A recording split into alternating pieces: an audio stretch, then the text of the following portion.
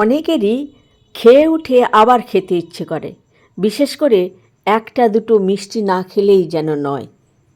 এর অনেকগুলো কারণ আছে।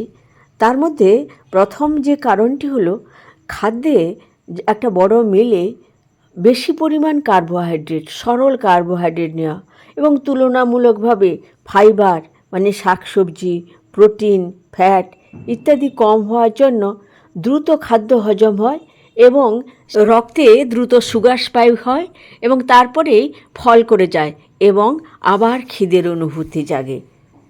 দ্বিতীয়ত, মিষ্টি হলো সেই খাবার যে খাবারগুলো খেলেন সেগুলোকে হজম করার সহায়ক।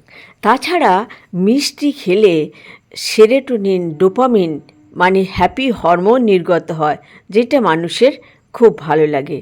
এছাড়া হরমোনের ভারসাম্যহীনতা, ঘ্রেলিন যেটা হাঙ্গার হরমোন এবং লেপটিন যেটা ক্ষুধা নিবারক, এই দুটোর মধ্যে যখন ভারসাম্য নষ্ট হয়ে যায় তখনই কিন্তু একটুতেই খিদে পায়।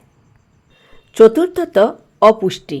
আমাদের প্রয়োজনীয় ভিটামিনস, মিনারেলস যদি আমাদের শরীরে ঠিকঠাক না থাকে তাহলে আমাদের এই ধরনের একটা হাঙ্গার, সবসময় একটা খিদে লাগা অনুভূতি জাগে।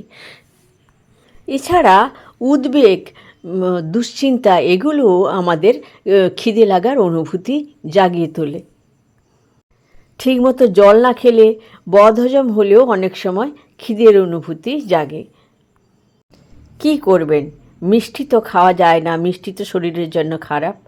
ডার্ক চকোলেট খাবেন 1 পিস 2 পিস, তাহলে কিন্তু এই ইচ্ছেটা চলে যাবে।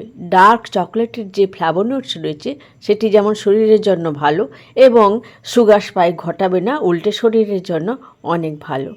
তিল বা তিলের নাড়ু সামান্য মিষ্টি আছে কিন্তু খুব কম। তিলের নাড়ু খেলেন গুড়, বাদাম এই ধরনের জিনিস। এতে থাকা বাদাম পুষ্টি যোগাবে। ছোলা ভাজা খেতে পারেন। এছাড়া যেটা খেতে পারেন, যে ফাইবার সমৃদ্ধ ফলগুলো, আপনাদের যদি খিদে লাগে তখন খাওয়ার পরে আপনারা একটি ফল খেতে পারেন, 2টি ফল খেতে পারেন। পর্যাপ্ত ফাইবার এবং ভিটামিন, মিনারেলস যোগাবে এই বাদামগুলো। প্রোটিন, ফাইবার, মিনারেলস, ভিটামিনসে ভরপুর এই বাদামগুলো পেট ভর্তির অনুভূতি দেবে এবং মনও আর খিদের জন্য ব্যাকুল হবে না। এতে শরীরে বেশি পরিমাণ মিষ্টি খাওয়ার জন্য যে সমস্যা তৈরি হয় সেগুলোও হবে না।